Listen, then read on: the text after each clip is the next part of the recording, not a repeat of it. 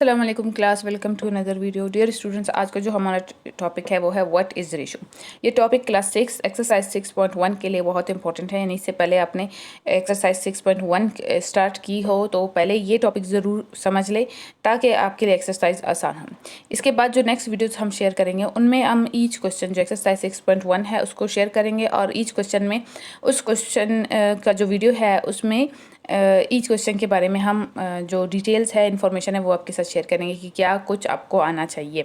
लेकिन ये जो रेशो है ये पूरे एक्सरसाइज के लिए इम्पोर्टेंट है कि आपको पता होना चाहिए कि क्या है व्हाट इज़ रेशो एंड इसको कैसे हम जो बेसिक चीज़ें इसमें हैं वो आपको पता होनी चाहिए क्योंकि ये आपको पूरे एक्सरसाइज में काम आएगा। इसके अलावा जो स्टूडेंट्स क्लास 6 के नहीं हैं उनके लिए भी ये इम्पॉर्टेंट है रेशो समझना, चाहे 7th के है, चाहे 8th के है या फिर यूनिवर्सिटी लेवल के है। तो चलिए स्टार्ट करते हैं आज का हमारा topic what is ratio. A ratio is a comparison of like quantities measured in like units or quantities of same kind। कहा जाता है कि रेशो जो है वो कंपैरिजन है किसका? लाइक क्वांटिटीज़ का जो मेजर्ड हुए है लाइक यूनिट्स में, और दूसरे अल्फाज में कहा जाए तो क्वांटिटीज़ ऑफ सेम काइंड। यानी अगर एक बंदा है उसके पास क्या है, एक ऑरेंज है तो वो इस ऑरेंज का कंपैरिजन दूसरे ऑरेंज से ही कर सकता है। ऐसे नहीं कर सकता कि एक ऑरेंज को आप कंपेयर कर दो एक एप्पल से, ठीक है ना। तो ये पॉसिबल नहीं है एप्पल से कंपेयर करना। लाइक होने चाहिए, क्वांटिटीज़ क्या होने चाहिए? लाइक होने चाहिए, एक जैसे होने चाहिए। अच्छा, दूसरी बात जो है वो है लाइक यूनिट्स।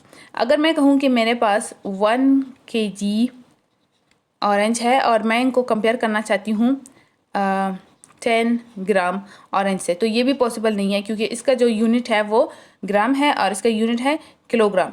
और यहाँ पे हमने क्या कहा कि लाइक होने चाहिए, यानी एक जैसे यूनिट्स होने चाहिए, मुख्तलिफ यूनिट्स नहीं होने चाहिए। पहली बात, जो चीज़ है वो भी सेम होनी चाहिए, तब जाके उनका कंपैरिजन या रेशो हम निकाल सकते हैं। रेशो का मतलब ही कंपेयर करना है।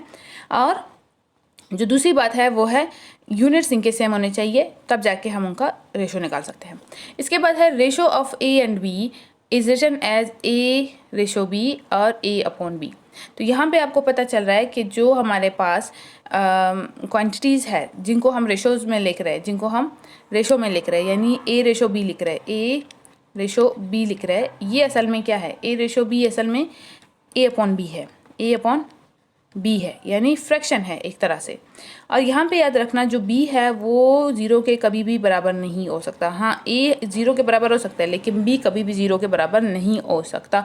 ये मैथ के रूल्स है तो हम कभी भी इस तरह से नहीं कर सकते। तो ये चीज़ आपने याद रखनी है कि where in A and B represent two quantities and B is not equal to 0। तो ये चीज़ आपने याद रखनी। तो अब हम समझ गए कि रेशो का मतलब है कंपैरिजन करना एक जैसे क्वांटिटीज़ का जो एक जैसे यूनिट्स में हो। अब रेशो के बाद यहाँ पे आपने एक चीज़ और याद रखनी है कि ratio is said to be in simplest form when A and B are integers with no common factors other than 1। Ratio हमारे पास क्या है? 10:5, या फिर हम कह सकते हैं कि हमारे पास रेशो है 3:5। तो इनमें से कौन सा सिंपलेस्ट फॉर्म में है, ये या फिर ये सिंपलेस्ट फॉर्म में है। क्यों? क्योंकि जो हमारा फर्स्ट क्वांटिटी 3 और जो हमारा सेकंड क्वांटिटी है 5, इन दोनों के जो फैक्टर्स है, फैक्टर्स हम देखते हैं कि इनको कौन से जो नंबर्स है डिवाइड करते हैं वो है 1 and 5, और 3 को क्या डिवाइड करता है? 1 and 3, 1 and 3। तो ये कॉमन इनका फैक्टर क्या है? 1, ठीक है। कोई भी दूसरा कॉमन फैक्टर नहीं है अदर देन 1। लेकिन अगर हम 10 और 5 को देखते हैं तो इसको क्या कर रहा है डिवाइड? 1 5 10, और इसको क्या डिवाइड कर रहा है? 1 5। तो ये हम पे क्या हो गया? जो 5 है वो अदर देन 1 एक और फैक्टर है। तो इसका मतलब ये सिंपलेस्ट फॉर्म में नहीं है। इसका मतलब हम इनको फर्दर कट कर सकते हैं, दैट 5 1 5, 5 2 10। तो जो सिंपलेस्ट फॉर्म इसका होगा वो क्या होगा? 2:1। तो ये चीज़ याद रखनी है कि आपने अपने रेशो को सिंपलेस्ट फॉर्म में लाना है, और ये तब पॉसिबल है कि वो जो दो नंबर्स है उनका कोई भी कॉमन फैक्टर ना हो, सिर्फ 1 हो। कॉमन यानी एक जैसा फैक्टर। अब जैसे कि 10 है और 5 है, वो फैक्टर्स रहेंगे लेकिन वो क्या है? वो डिफरेंट होंगे। लेकिन जब फिर 10 का एक फैक्टर है 5, वो सेम हो जाएगा। तो 1 और 5 10 के फैक्टर्स है एंड 1 and 5 के फैक्टर्स है। तो यहाँ पे दो कॉमन फैक्टर्स हो गए, जबकि हमारे पास सिर्फ other than no other factor होना चाहिए, नो कॉमन फैक्टर होना चाहिए, सिर्फ 1 होना चाहिए। कोई इसके अलावा कोई भी कॉमन फैक्टर नहीं होना चाहिए, तब जाके सिंपलेस्ट फॉर्म में है। और क्वेश्चंस में हम जब हल करते हैं तो हम अपने रेशो को सिंपलेस्ट फॉर्म में ही लिखते हैं, तब जाके हमारा आंसर कंप्लीट होता है। फिर है रेशो इज डिनोटेड एज, इस तरह से डिनोट होता है, is use to denote the sign ratio is use to denote ratio between two quantities of same kind. Same kind देखिए हर जगह सेम काइंड है, यानी एक जैसे होने चाहिए। ए रेशो बी, अगर मैं यहाँ पे लिखूँ, देखो ए और बी क्या है, अल्फ़ाबेट्स है, ठीक है। अगर मैं यहाँ पे ए के साथ रेशो करूँ, अल्फ़ाबेट की जगह मैं कुछ और लिख लूँ, कोई भी हाँ, ए रेशो 2, ये नंबर है, ये क्या है, अल्फ़ाबेट है, तो ये पॉसिबल नहीं है, सेम होने चाहिए। ए रेशो बी, हाँ फिर हम कह सकते हैं कि A is equal to 1 and B is equal to 3, तो फिर सही है, फिर 3 रेशो 1 सही है, लेकिन इस टाइम जब हमारे पास सिर्फ ए है तब सेम होने चाहिए। ये हो गया। और हमें क्या, ये जो साइन है 2 डॉट्स है जो एक दूसरे के ऊपर, इनको ये रिप्रेजेंट करते हैं रेशियो को, तो ये सिंबल आपने याद रखना है। Note, if two quantities are not in same units, then to find their ratio we first convert their units and bring them in same unit, then their ratio is possible। हमारे पास अगर दो quantities है जिनके units क्या है, same नहीं है, तो फिर हमने क्या करना है, फर्स्ट स्टेप उनके जो यूनिट्स है उनको कन्वर्ट करना है, उनको सेम यूनिट्स में लाना है, और फिर उनका रेशो जो है पॉसिबल है। अब ये हम देखते हैं कि हम कैसे कर सकते हैं यूजिंग एन एग्जाम्पल हमें गिवन है, find the ratio between 50 gram and 1 kg। अब हम क्या, हमें पता है कि gram and kilogram same units नहीं है, तो इनका जो रेशो है, the units of the quantity are in gram and kg, ratio is not possible, इनका रेशो पॉसिबल नहीं है। Change the kg to gram और ग्राम इनटू kg। जो आपके पास ग्राम था उसको आपने किलोग्राम में कन्वर्ट कर दो, या जो किलोग्राम है उसको ग्राम में कन्वर्ट कर दो। इसके लिए पहले तो आपको पता होना चाहिए कि 1 kg is equal to how many grams, 1 kilogram is equal to 1000 gram, तो फिर 1 gram is equal to 1/1000 kilogram, ठीक है ना। ये हमारे पास सिंपल वे है कि यहाँ का जो 1000 है इधर मल्टीप्लाई हो रहा है, दूसरी तरफ ले जाएंगे तो 1 से डिवाइड हो जाएगा, किलोग्राम का साइन वही है, ग्राम का साइन वही है, यहाँ पे 1 रह जाएगा, क्योंकि 1 तो रह जाता है, मल्टीप्लाई जो हो रहा है तो 1 हम लिखेंगे। अच्छा, ये करने के बाद हमें अब दो चीज़ें पता है, 1 ग्राम इतने किलोग्राम के इक्वल है और 1 किलोग्राम इतने ग्राम के इक्वल, तो हम दोनों तरीके से कर सकते हैं, चाहे हम किलोग्राम में रेशो मालूम करें, चाहे हम रेशो ग्राम में मालूम करें। पहले जो रेशो है वो हम मालूम करते हैं किलोग्राम में, रेशो इन किलोग्राम। अब देखो हमारे पास क्या था, हमारे पास एक चीज़ है, वो है हमें पता है 1 किलोग्राम, ठीक है, इसका हमने रेशो करना है। अब जो 50 ग्राम है उसको हमने चेंज करना है किससे, उसको हमने चेंज करना है किलोग्राम में। तो हमने क्या कहा था कि 1 gram is equal to 1/1000 kilogram, तो 50/1000 किलोग्राम। तो यहाँ पे 1 है, 1/1000, यहाँ पे कितने ग्राम है, 50 है, 50/1000, तो ये 0 को कट कर दिया। अब 5 को डिवाइड कर दो 100 से, तो आपका जो आंसर है वो आएगा 0.05। Got it. तो इसी तरह से हमने यहाँ पे इनका रेशो बना दिया। हमारे पास रेशो क्या हो गया, 1:0.05। इसका मतलब क्या है, 1/0.0, जैसे कि हमने अभी पता है कि A ratio B equal to A/B, तो यहाँ पे ए की जगह 1 है, बी की जगह क्या है 0.05। अब आप 1 को डिवाइड कर दो 0.05 से, तो आपके पास आंसर आएगा 20। ओके, तो हमारा आंसर आ गया 20। यहाँ पे डबल टाइम आ चुका है 20, तो ये सिर्फ 20 किलोग्राम है। ये तो हो गया किलोग्राम में हमारा आंसर। अब हम फाइंड आउट करते हैं यही सेम आंसर ग्राम में। ऐसे ये 2020 बन गया, ये मिस प्रिंट हो गया, ठीक है। अच्छा, तो रेशो इन ग्राम। अब हमें क्या पता था, हमें पता है कि हम जो 1 किलोग्राम है वो किसके इक्वल है, 1000 ग्राम के इक्वल है। तो फिर हम किलोग्राम की जगह 1000 ग्राम रेशो 50 ग्राम, क्योंकि हमने ग्राम में ही इसका आंसर निकालना है। तो ये होगा 1000 ग्राम डिवाइडेड बाय 50, 0 से कट गया, 100 को डिवाइड कर दो किससे, 5 से, आपका आंसर क्या आएगा 20 ग्राम। पहले हमने किया था किलोग्राम में, हमारा आंसर 20 किलोग्राम आया था। अब हमने किया है ग्राम में, हमारा आंसर 20 किलोग्राम है। ग्राम में 20 ग्राम आया है।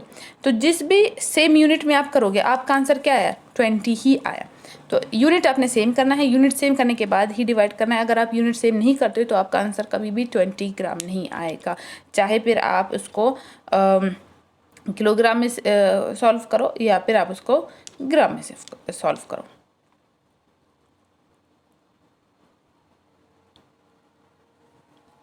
तो अब है यहाँ पे एक और इम्पोर्टेंट चीज़ जो आपने नोट करनी है, रेशो हैज़ नो यूनिट्स। ये जो यूनिट्स है ये रेशो के नहीं है, ये उन क्वांटिटीज़ के है। It is just a number which indicates that how many times one quantity is greater than the other quantity. ये एक नंबर है जो बताएगा कि एक क्वांटिटी दूसरे क्वांटिटी से कितनी दफ़ा या कितनी गुना जो है ज़्यादा है। सिर्फ रेशो का काम ये है कि आपको बताना, कंपेयर करना और बताना कि एक क्वांटिटी दूसरे से कितनी गुना ज़्यादा है। इसके कोई यूनिट्स नहीं है। ये जो यूनिट्स हैं जो हम कन्वर्ट कर रहे हैं, सेम यूनिट्स में ला रहे हैं, ये उन्हीं क्वांटिटीज़ की है, ठीक है। चाहे वो ग्राम में है, चाहे वो मिनट्स में है। जैसे कि अगर हम टाइम को कंपेयर कर रहे हैं, टाइम का रेशो निकाल रहे हैं, तो वो फिर मिनट्स में, सेकेंड्स में, आवर्स में, ईयर्स में, इस तरह से आएगा। तो सेम यूनिट में हमें लाना होगा। अगर हम ईयर का कर रहे हैं तो दोनों जो है वो ईयर ही हो, और अगर नहीं है तो हम पहले उनको कन्वर्ट करेंगे, ये दोनों को ईयर्स में लाएंगे, या फिर एक ईयर है और एक जो है वो मंथ्स में, तो दोनों को मंथ्स में लाएंगे एंड देन फिर सॉल्व करेंगे, लेकिन सेम में लाकर ही सॉल्व करेंगे। और दूसरी बात ये कि वो जो यूनिट्स है वो रेशो की नहीं है, वो यूनिट्स किसके हैं, वो उन क्वान्टिटीज़ की है। ये नोट करने की बात आपके लिए यहाँ पे है। अब हम आते हैं antecedent and consequent. Antecedent and consequent क्या है?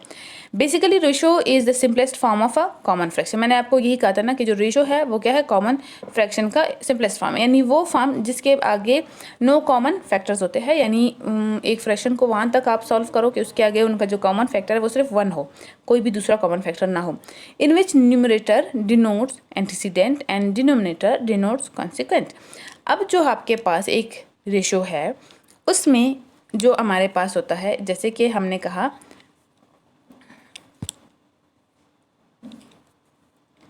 A/B, तो ये जो रेशो है इसके ऊपर वाले को हम कहते हैं न्यूमरेटर और नीचे वाले को कहते हैं डिनोमिनेटर।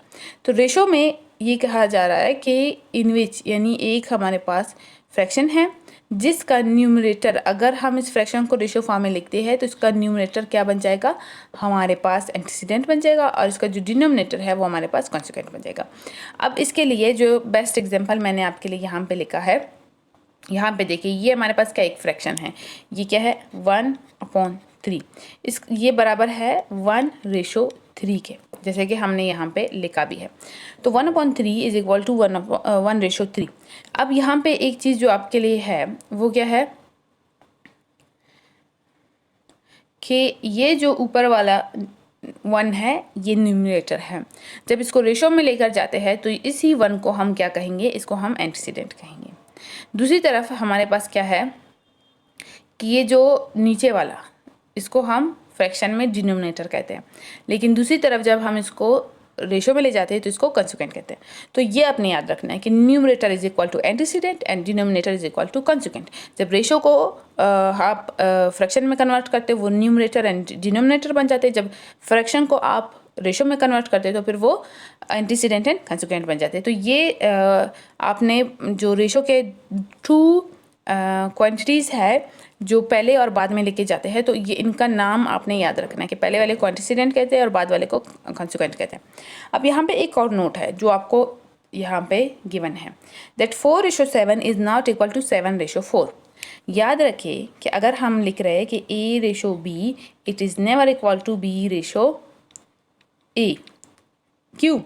A/B A/B, यानी A/B कभी भी इक्वल नहीं हो सकता B/A के।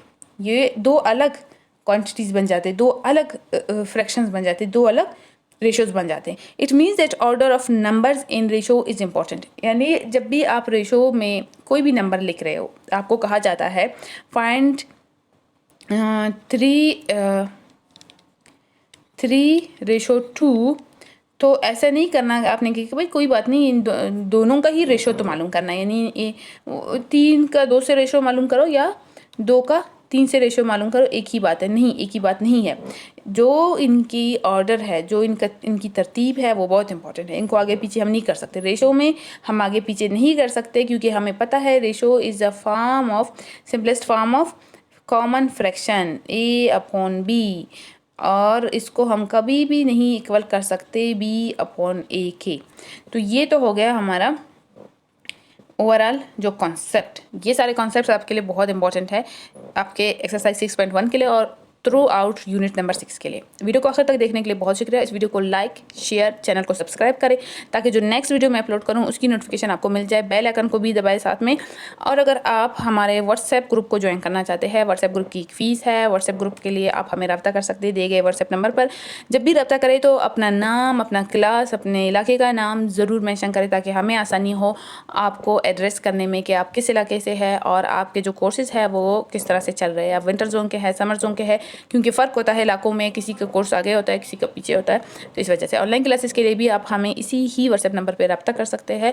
और जो फ़ीस है उसके लिए हम आपको व्हाट्सएप पे ही रिप्लाई करेंगे कि जो फीसेस है, व्हाट्सएप ग्रुप की फ़ीस कितनी है, ऑनलाइन क्लासेस की फ़ीस कितनी है, टाइमिंग क्या है, ड्यूरेशन क्या है, वो सब कुछ वहीं पर हम आपको बताएंगे। अपना बहुत ज़्यादा ख्याल रखिए। मिलते हैं एक नई वीडियो में, तब तक के लिए अल्लाह हाफ़िज़।